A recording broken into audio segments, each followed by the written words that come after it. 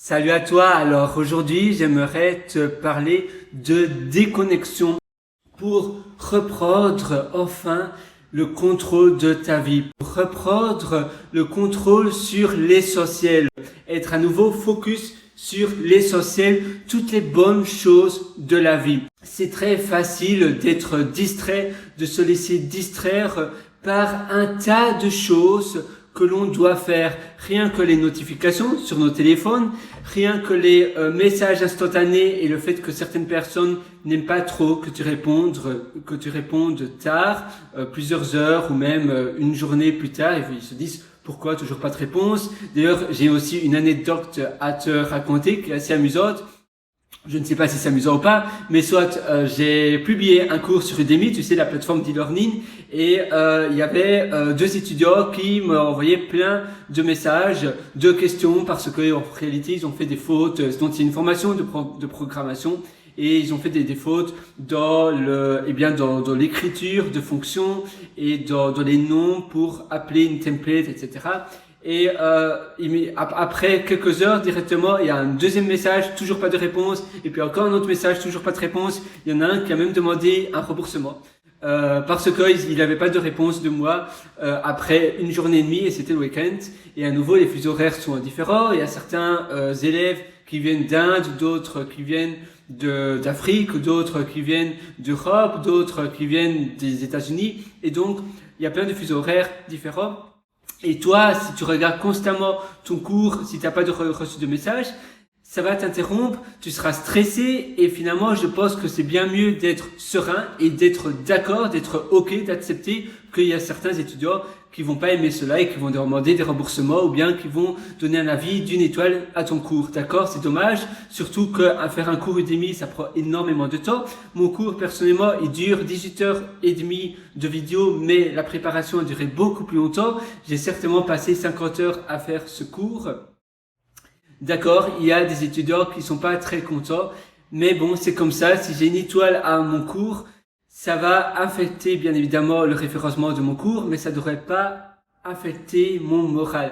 Ça devrait pas impacter mon épanouissement, mon bonheur, parce que cette plateforme d'Udemy ou autre, ça vaut pas la peine que ça détruise aussi mon épanouissement et ma sérénité dans mon quotidien. Parce que tu sais, pour moi, selon moi, la raison de vie, le but de la vie plutôt, c'est d'être heureux, de bien se sentir. Et quand il y a des choses qui vont te perturber, des choses qui vont te stresser, c'est là où tu dois te poser la question: pourquoi je me stresse sur ces choses-là? Ou bien simplement, je dois accepter cela et je dois tout simplement tolérer cela. D'ailleurs, ça me fait penser à une prière, la prière qui est aussi utilisée par les alcooliques anonymes. C'est la prière de la sérénité, je vais juste la chercher, séréni. Alors, où elle se trouve cette prière, que je la cherche,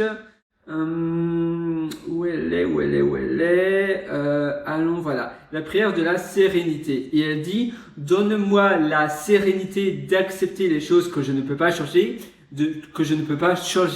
Il faut accepter que tu peux pas contrôler toujours les choses extérieures, qu'il y a quelqu'un qui t'envoie des messages que tu ne réponds pas directement. Peut-être que, je sais pas, tu as reçu un email pour une opportunité, tu n'as pas directement répondu, c'est quelque chose d'extérieur. Peut-être que tu vas perdre cette opportunité, mais si tu es constamment scotché à ta boîte email, tu vas pas pouvoir vivre et profiter pleinement de la vie. Donc, donne-moi la sérénité d'accepter les choses que je ne peux pas changer, les choses extérieures. Le courage de changer celles qui peuvent l'être, donc les choses où tu as le contrôle. Le courage donc de changer celles qui peuvent l'être, et la sagesse de faire la différence. La sagesse de pouvoir changer les choses que toi tu peux changer à ton échelle, et donc de laisser au gré du hasard les choses que de toute façon tu ne peux pas les changer. Je trouve cette prière très belle. Personnellement, elle m'a énormément inspiré. Donc à nouveau, tout ce que tu ne décides pas ou tout ce que tu ne contrôles pas, tu dois les laisser au gré du hasard. Sinon, si ça va impacter ton bonheur, si ça va impacter ton niveau de stress et que tu vas te sentir stressé, ça vaut pas le prix. À quoi ça sert finalement? Et parfois, on se stresse sur des choses qui finalement ne sont pas rationnelles.